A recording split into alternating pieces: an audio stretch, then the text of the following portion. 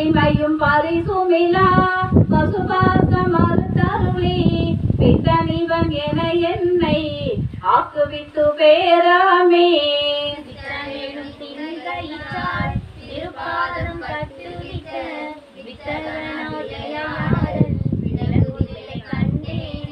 அளவில்லா பாவகத்தால் அமுக்குண்டு இங்கு அறிவின்றே